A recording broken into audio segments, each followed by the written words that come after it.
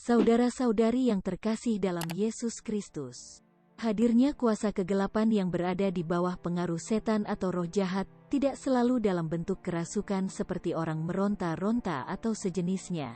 Tetapi, kuasa kegelapan akan selalu ada di sekitar kehidupan kita, bahkan ada di dalam diri kita masing-masing, untuk selalu menggoda iman kita.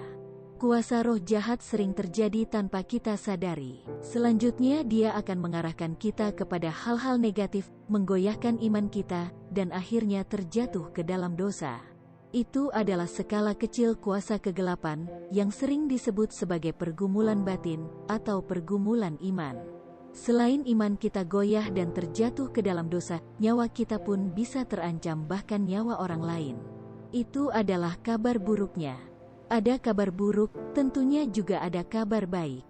Nah, kabar baiknya adalah, kita sudah menjadi pengikut Yesus. Karena di mana ada Yesus, maka setan pasti akan lari terbirit-birit ketika melihatnya. Seperti yang sering diceritakan di dalam Alkitab. Sebagai pengikutnya, tentunya kita juga harus mempunyai iman dan keyakinan akan Yesus. Dan kita harus mau dibaptis. Setiap kita yang telah dibaptis, kita memiliki anugerah yang luar biasa. Dan menjadi kebanggaan bagi kita, karena Tuhan telah memilih kita untuk menjadi bagian dalam persekutuannya. Sebagai orang Katolik, kita dipilih untuk menjadi terang dalam kegelapan, termasuk dalam melawan kuasa kegelapan itu sendiri.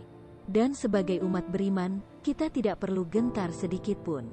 Karena Tuhan telah memberi kuasa untuk mengusir setan atau roh jahat, yang lebih dikenal dengan istilah eksorsis. Dalam tradisi Kristen Katolik, terdapat dua jenis eksorsis. Yang pertama adalah eksorsis sederhana, dan yang kedua adalah eksorsis meriah. Untuk eksorsis sederhana, dapat dilakukan oleh semua orang awam Katolik. Sedangkan eksorsis meriah, hanya dilakukan oleh seorang imam, yang ditunjuk khusus melalui surat petunjuk oleh uskup setempat. Untuk di Indonesia sendiri, hanya ada dua, yaitu di Keuskupan Pontianak dan Keuskupan Tanjung Karang Lampung. Karena kita sebagai awam Katolik, maka dalam video ini, secara khusus menuliskan panduan doa pengusiran setan atau eksorsis sederhana secara Katolik. Doa ini dirangkum dari berbagai sumber, buku-buku doa Katolik dan situs-situs rohani Katolik. Saudara-saudari yang terkasih di dalam Yesus Kristus, sebelum berdoa, marilah kita mohon ampun terlebih dahulu atas segala dosa dan kesalahan kepada Bapa yang Maha Kuasa. Marilah kita hening sejenak.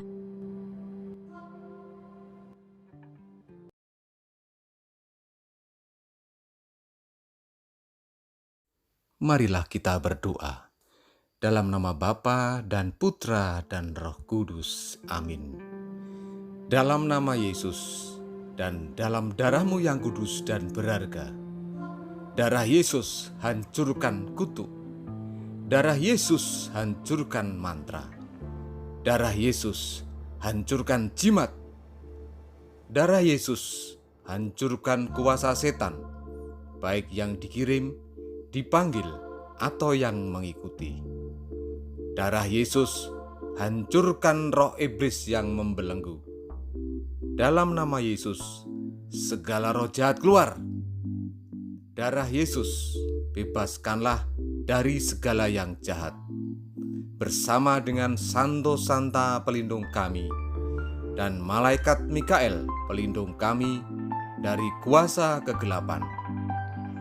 Kami satukan kehadirat-Mu seluruh tubuh, jiwa, dan roh kami untuk melindungi kami dari kuasa kegelapan.